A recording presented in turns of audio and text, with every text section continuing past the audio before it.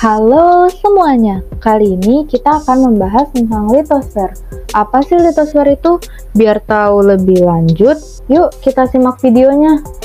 Jadi, litosfer ini secara etimologi berasal dari kata litos, berarti batu, dan sphere atau spira yang berarti bulatan.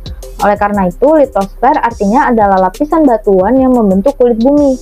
Teman-teman, litosfer juga merupakan lapisan bumi paling atas, setebal 66 km yang terdiri dari batuan. Maka dari itu, litosfer sering diartikan sebagai pembentuk muka bumi yang terdiri dari batuan dan mineral. Yang pertama akan kita bahas adalah tentang batuan penyusun litosfer. Apa-apa saja sih batuan penyusun litosfer? Teman-teman, jenis batuan pertama yang membentuk litosfer adalah batuan beku. Tahukah kamu, batuan beku ini terbentuk dari magma pijar yang membeku dan menjadi padat karena proses pendinginan. Ternyata, batuan beku ini terbagi lagi menjadi 3 jenis, yaitu batuan tubir, batuan leleran, dan batuan korok. Batuan tubir itu adalah batuan disebut juga sebagai batuan kristal loh. Batuan tubir ini disebut demikian karena terdiri dari kristal-kristal dan proses pembentukannya terjadi di dalam kulit bumi. Batuan tubir memiliki bongkahan kristal yang besar dan sebagai akibat dari proses pendinginan yang berjalan lambat. Salah satu contoh batuan tubir adalah batu granit. Selanjutnya ada batuan leleran. Teman-teman, ternyata batuan leleran memiliki nama lain loh. Nama lain dari batuan leleran adalah batuan beku luar. Kenapa sih disebut sebagai batuan luar? Batuan ini disebut sebagai batuan beku luar karena proses pembekuannya terjadi di bagian luar kulit bumi. Oleh karena itu, penurunan temperaturnya juga terjadi sangat cepat. Batuan leleran dapat berbentuk kristal kecil, kristal besar, maupun bahan amorf. Contohnya, liparit. Batuan korok. Teman-teman, batuan korok disebut juga sebagai batuan gang loh, sesuai namanya. Jenis batuan yang satu ini terbentuk di korok atau di gang karena lokasinya yang dekat dengan permukaan. Proses pendinginan batuan tersebut juga berlangsung lebih cepat. Oh iya, batuan korok dapat berupa kristal kecil dan kristal besar. Salah satu contoh batuan korok adalah granit forsir.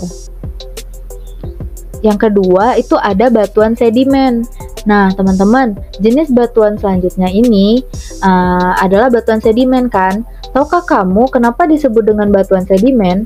Batuan sedimen ini terbentuk dari endapan dari struktur batuan yang mudah lepas dan terbawa angin, air, dan es. Lama-kelamaan, endapan tersebut akan menumpuk dan kemudian mengeras, kemudian terbentuk menjadi batuan. Oleh karena itu, nama batuannya adalah batuan sedimen. Teman-teman, oh iya, proses pengerasan batu ini disebut dengan pembaruan ya. Nah, berdasarkan tempat terjadinya pengendapan, ada 3 jenis batuan sedimen loh teman-teman. Apa aja sih? Nah, jadi yang pertama itu ada batuan sedimen kontinental, yang kedua ada batuan sedimen marin, yang ketiga ada batuan sedimen lacustrine. Selanjutnya yang ketiga itu ada batuan metamorf nih teman-teman. Batuan metamorf adalah batuan hasil perubahan dari batuan beku dan batuan endapan yang terjadi akibat proses metamorfosis. Apa saja yang menyebabkan batuan tersebut bisa berubah? Ternyata, faktor-faktor penyebab yang dapat membuat batuan tersebut berubah adalah yang pertama suhu tinggi, tekanan tinggi, kombinasi suhu dan tekanan tinggi, dan penambahan bahan lain. Selanjutnya, manfaat lapisan litosfer. Nah, teman-teman penasaran nggak sih apa ya manfaat dari lapisan litosfer ini? Ternyata lapisan litosfer memiliki banyak manfaat loh, seperti sebagai sumber energi, sebagai pemenuhan kebutuhan sumber industri, sebagai bahan pembuat perhiasan, dan sebagai sumber energi dan bahan peledak lainnya. Nah, seru banget kan pembahasan kita tadi? Untuk sekarang kita cukupkan sampai di sini dulu ya. Semoga kita bisa bertemu lagi di lain kesempatan. Terima kasih.